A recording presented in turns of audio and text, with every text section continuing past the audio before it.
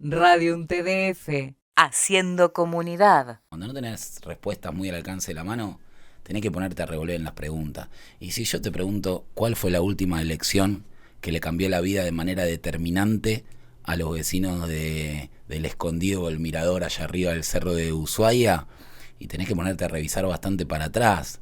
Y si te pregunto si seguimos eligiendo entre los mismos nombres en un país de 40 y pico de millones de habitantes que nos pasaron todos los escenarios y paisajes políticos del 2001 al 2021, seguimos revolviendo en un bol de las mismas caras y los mismos nombres que les cantábamos, se vayan todos en 2001, de la tradición política que quieras, pero siguen siendo los mismos.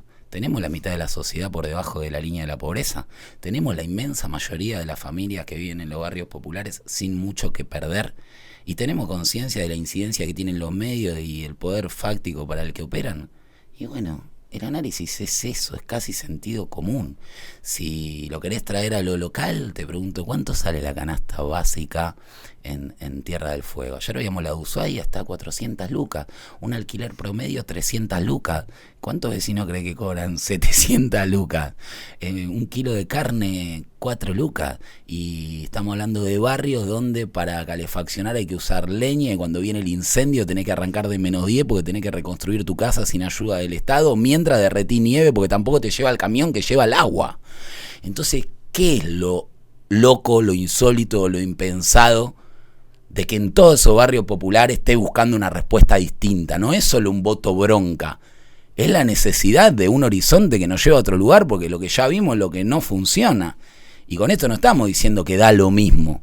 Por supuesto que no da lo mismo, porque si viene un gobierno neofascista, vamos a tener que seguir luchando por los mismos derechos, pero en una cancha de fuego, o en una cancha de sangre, o en una cancha de mucho barro. Entonces no es lo mismo, claro que no es lo mismo. Pero hay que entender de dónde viene eso y hay que entender para no enojarse. Porque parece que cualquiera que en este escenario se jacte de tener la posta de por dónde va la cosa, es un cara dura porque ha quedado clarísimo que nadie tenía la posta de por dónde va la cosa. Sí me parece que colectivamente tenemos la posta de por dónde no va la cosa. Enojarte con el que votó lo que haya votado desde el nivel de desencanto y de la realidad objetiva que hoy tenemos es un error. No hay un voto facho en Soldati. Facho es creer que hay un voto facho en Soldati. Ese es el mismo voto que te parecía lúcido cuando iba para un destino más cercano al que vos irías. Hoy hay que entender de dónde viene ese enojo, hay que empatizar con eso, hay que escuchar más y hablar menos, y hay que tender puentes para reconstruir un diálogo que nos permita racionalizar cuál es el escenario que puede venir. Porque si vos perdiste un amor que para vos era muy trascendente y estás dispuesto a recuperarlo y darías todo por reconquistarlo, no creo que tu estrategia fuera decirle: fuiste un pelotudo, porque no va a suceder, no se va a enamorar de vuelta. Creo que la manera de volver a seducir, de reconquistar la confianza, el cariño o los votos, viene por el camino de las acciones, de acciones concretas que venimos reclamando a cuatro voces y que no tienen demasiado que ver con las que acaba de anunciar el ministro de Economía. Muy bien. Y hablaste de los medios y, digamos, tiraste como varios conceptos fundamentales para el diálogo y que obviamente da para mucho, pero ¿cómo ves la relación actual justamente, que tiene algunas características que son históricas, los medios de comunicación de largo alcance o los hegemónicos, como quieras llamarlo, esa agenda, digamos, de los medios hegemónicos con estas necesidades de base y que pasan por la agenda pública, digamos, ¿cómo la ves de la misma forma? No, me parece que la agenda de los medios hegemónicos se explica como la agenda de las corporaciones que representan. Digo, los medios hegemónicos son una partecita del grupo empresarial que comprende otras empresas de otro rubro con los mismos intereses. Pero me parece que focalizar ahí, incluso desde nuestra perspectiva, que venimos defendiendo la comunicación popular, ejerciéndola en defensa propia, bregando por una ley de medios, poner el foco ahí para entender el escenario que hoy estamos atravesando puede ser un reduccionismo, porque no tiene que ver solamente con la interpretación que hagan los medios o la manera en la que nieguen o rieguen el origen del escenario que hoy tenemos. Me parece que más allá de cómo la cuenten los medios, la realidad que vemos en los barrios populares es una realidad lo suficientemente contundente como para entender que hay un hartazgo, que hay un enojo y que hay una necesidad de caminar hacia otro lugar. Entonces, que los medios hegemónicos van a hacer su juego, que van a seguir operando, que basta ver 10 minutos seguidos el mismo canal para darse cuenta desde qué lugar informan, es cierto. Pero me parece que también llegó el momento de dejar de mirar para ahí y de mirarnos para adentro, hacer una autocrítica desde las propias organizaciones sociales, los gremios, el campo popular en su conjunto, hasta cada una y cada uno de nosotros, que así como somos muy responsables de haber llegado hasta acá, somos también muy capaces de revertirlo. Y ahí radica un poco nuestra esperanza. En los barrios y en la juventud me parece que podemos encontrar buenas brújulas si nos dedicamos a escuchar un poco más de lo que hablamos. Sí, y hablabas ahí un poco de esta batalla, si se quiere, en cierta forma, que hay, o uno construye en relación a la batalla de sentidos, construcción de sentidos, entre estos medios alternativos, comunitarios, populares, frente a estos medios hegemónicos y demás, y que además se plantea en un contexto, bueno, de convergencia cultural, mediática, tecnológica y demás. ¿Cómo ahí la cooperativa, vamos a decir, de comunicación de la Garganta Poderosa empieza a concebir, digamos, este espacio, esta mediósfera que, bueno, tiene estas características? Me parece que es una arena que está en disputa, que toda esta vorágine tecnológica de nuevos medios también nos interpela y nos obliga a actualizarnos y a jugar ese partido donde las reglas no están del todo clara, hay mucho que todavía no está regulado, hay fake news que se construyen de muchas formas, no solamente en las redes sociales, porque no hay una regulación, una legislación que de alguna manera la controle, sino las operaciones que vemos todos los días en los grandes medios de comunicación, de acuerdo a la pauta que reciben de qué gobierno. Ahora, también hay una señal muy clara, que es el resultado electoral de Horacio Rodríguez Larreta, de que con eso no basta. Porque en el distrito más rico del país han destinado la pauta más estrafalaria que pudiera destinarse y han hecho una convocatoria de consultores que no sirvieron para que una tecnocracia cosechara más que el 10% de los votos. Lo que hace falta son respuestas directas. Y esas respuestas directas están ahí en las comunidades que desarrollaron sus propias redes de cuidado, que pusieron en evidencia su esencialidad en la pandemia cuando era un denominador común de todos esos medios, donde todos reconocíamos que eso debía ser prioridad, que las compañeras que cocinan en los barrios esos alimentos que el gobierno manda para 10 millones de personas, nunca nadie se pregunta quién las cocina. Esas compañeras formularon, entre otras cosas, la carpeta que nosotros como organización llevamos a la Quinta de Olivos, lo transmitió el propio presidente en sus redes sociales, con una agenda propositiva de proyectos para atender determinadas problemáticas en los barrios, que no solo no han tenido respuestas, supongo que ni habrán abierto la carpeta hasta el día de hoy. Entonces, cuando me vienen a preguntar cómo puede ser que sean estos resultados electorales en los barrios populares, les decimos, bueno, vayan a abrir la carpeta que les dejamos, y ahí van a entender. Y después muy injusto también, ¿no? Para dónde apuntan, porque dicen, no, ¿cómo puede ser que haya ganado la derecha en los barrios pobres? Explíquenos cómo ganaron los fascistas en los barrios donde la gente fue a la facultad, en vez de venir a atacar al que está viendo cómo salir de una miseria que te ahoga y que es responsabilidad de todas y de todos. Y digo de todas y de todas porque no solo es del gobierno la autocrítica, me parece que ahí también hay una agenda endogámica de nuestro sector que se aleja un poco de las realidades o que se pone a discutir algunas cuestiones por ahí desde una perspectiva sobreideologizada, dejando de lado que hay ciertas condiciones materiales que tienen que ser atendidas, ¿viste? Por eso te digo, uno entiende que se destinan recursos cuando en teoría no hay para anunciar una serie de medidas que recompongan el escenario electoral y encima se supone que tenemos que tener con cuidado, con pinzas esos anuncios para que no vaya a ser que la estrategia salga mal.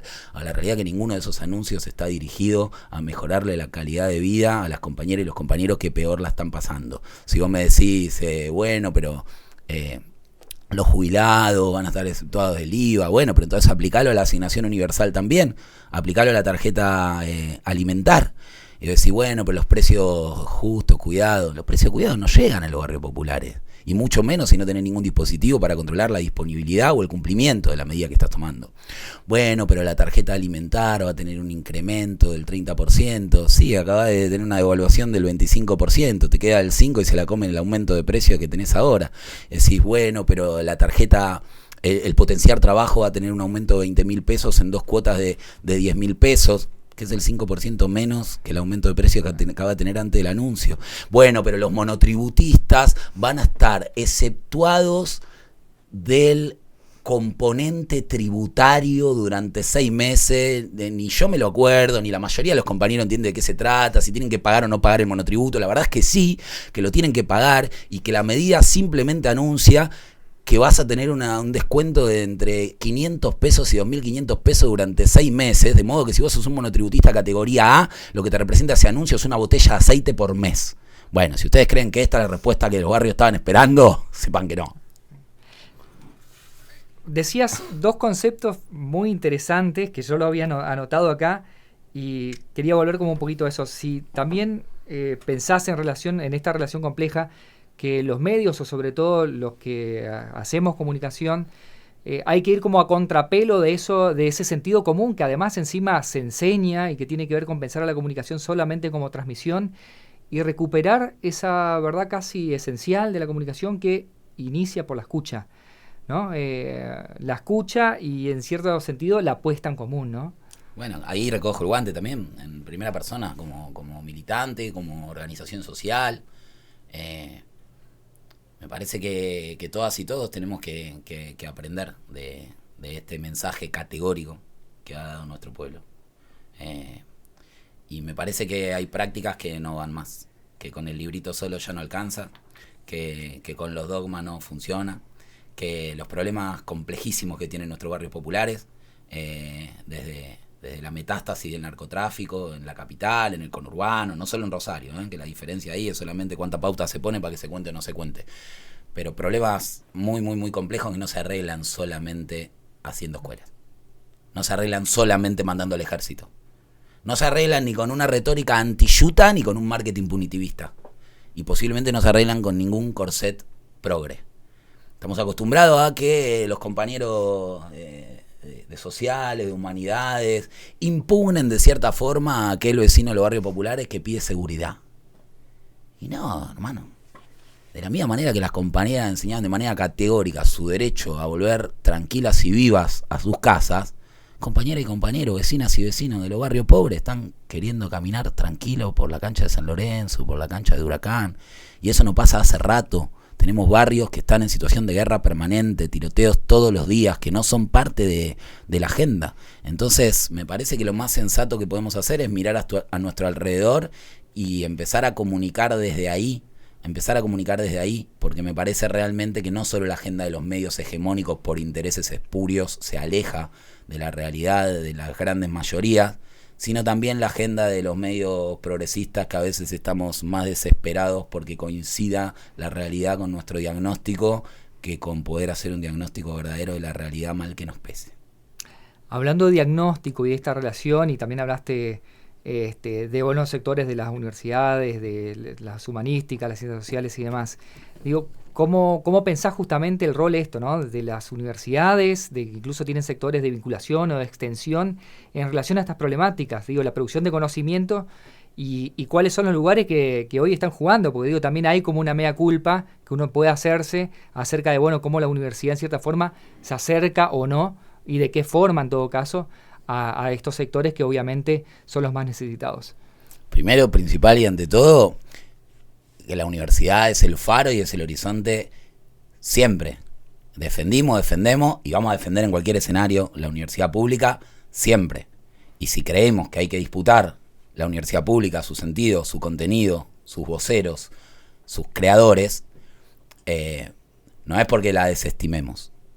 Esto es importante aclararlo para ahora poder profundizar en la autocrítica que, por supuesto, creemos tienen que caberle también a nuestros intelectuales, a nuestros espacios académicos y fundamentalmente al enquistamiento o no que muchísimas de esas áreas de profundización del análisis terminan llevando a distancias parecidas a las que hay entre los medios hegemónicos y la realidad de los barrios populares. Tal vez lleguen a un nivel de interpretación sociológica o filosófica de la humanidad que exceda ampliamente lo que mi cabeza o mi formación pueda abarcar. Pero humildemente quisiera invitarlos a mirar a su alrededor, a ver si están rodeados solo de libros o hay alguna persona ahí alrededor que comparta esa visión y esa posibilidad de construir una alternativa. Nosotros nunca fuimos muy amigos de las generalizaciones porque las padecimos mucho, entonces corro el riesgo cuando digo estas cosas de que pareciera que no estamos valorando a tantos compañeros intelectuales que se han parado con los pies en el barro y con la cabeza también en el barro a dar muchas de las salidas que hoy defendemos como verdades propias. Esto está claro. Ahora, como digo eso, también digo, a nosotros nunca nos gustó el concepto de extensión. ¿A vos no te gustaría que tu familia haga una extensión en la mesa familiar para que vos también te sientes? Porque tu familia, bueno, y la universidad pública es nuestra universidad. Entonces ya hablar de extensión, ¿viste? Es como cuando el gobierno nacional te dice que no manda los alimentos a Tierra del Fuego porque le queda lejos. ¿Lejos de dónde, papá? Si vos sos el gobierno. Bueno, esto es exactamente lo mismo. Y me parece que ahí pensar la extensión de una manera crítica no es de valorizar que son los compañeros que están en extensión justamente los que están bregando por esa conexión entre el contenido teórico y la práctica. Pero me parece que cabe recoger el guante y darle volumen a esa mirada crítica hacia dentro de la universidad para decir incluso de una perspectiva progre, che, escuchamos hablar un montón de Paulo Freire y de vamos a dar educación popular, pero no tenemos que ponernos a revisar cómo es eso de dar educación popular. Tal vez realmente hay que empezar a absorber ese conocimiento que tienen las compañeras de los barrios altos, de los barrios de la periferia, que han construido redes de cuidado que nos salvaron la vida a muchas y a muchos en la pandemia y después de la pandemia también, y empezar a analizar que así como no hay vecinas y vecinos de esos conocimientos, de esa formación, de esa realidad en los paneles de la tele, en las plataformas de la política, en los tribunales de la justicia, tampoco los hay en las cátedras de las academias. Y que bienvenidas las prácticas, los docentes que las proponen, los estudiantes que las asumen con compromiso y sensibilidad, pero que hay que ir un poco más allá que abrir las puertas de la universidad para alguna invitación emocional o algún acto de encuentro de realidades. Me parece que tenemos que empezar a asumir que la realidad es una, que algunos tienen unas herramientas, algunas tienen otras herramientas, y ver cómo hacemos de eso una verdadera ensalada y no un plato principal con un acompañamientito que le viene ahí al costado. Me parece que hay mucho ahí para repensar y que por suerte hay mucha gente como ustedes adentro de las universidades luchando para eso, pues si no nos abrirían un micrófono, nos traerían de Buenos Aires y no se pondrían a revisar su práctica como nosotros las nuestras. Digo, nos cabe a todos, a la universidad también. Bien, y en relación a, ya que estamos dentro del ámbito de la universidad, literalmente con esta entrevista, pero además charlando sobre la universidad mismo, en esta universidad tenemos una carrera de licenciatura en producción de medios audiovisuales. Entonces, en relación a eso, ¿qué mensaje podríamos dejarle en cierta forma a los estudiantes que se están, dicho sea de paso, formando en este trayecto? Y que, bueno, muchas veces ese trayecto formativo implica la enseñanza de determinadas lógicas de producción, muchas veces relacionado a la cuestión más propia del comercio, digamos, de la rentabilidad económica, por supuesto, y que implican ciertas formas de producción, ¿no?, del mensaje. Y que lo que va a poner en tensión, digo, en relación a cómo los medios representan, ¿no?, y que tensiona justamente esta representación con la necesidad de autorrepresentación, ¿no? Es decir, de reconocimiento y de autorrepresentación que quizás no está propiamente inserto en los planes de formación de los estudiantes. Me parece que es un horizonte muy en las manos de los estudiantes, como lo fue para las compañeras y los compañeros que hoy hacen la garganta, en muchos casos su fuente de trabajo, en muchos casos su fuente de realización personal y en muchos casos un cañón de comunicación para barrios, para comunidades, para asambleas que si no lo hubieran tenido. O sea, el mensaje que les daríamos es ayuda, muchachos, por favor, o por favor no, por conciencia, por compromiso, pero se necesitan esas herramientas que muchas y muchos pueden buscar en la universidad y muchas y muchos necesitan allá. Estas compañeras que vinieron hoy acá de distintos barrios populares de Ushuaia son compañeras que están cocinando en sus propias casas, sin agua, sin que lleguen los alimentos que el Estado debería proveer, sin salario desde antes que nosotros naciéramos y militáramos.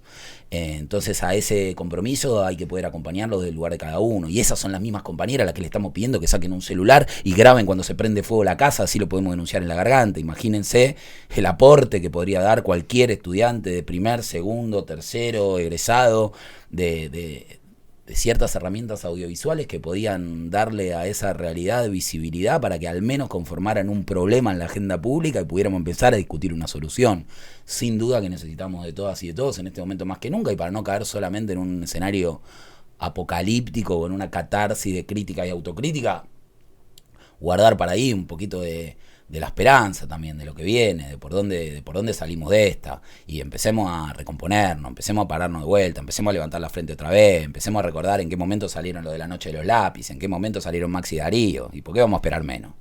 Si cualquiera de estas compañeras sostiene vivo un barrio, ¿por qué cualquiera de nosotros, cualquiera de nosotras no puede hacer lo mismo?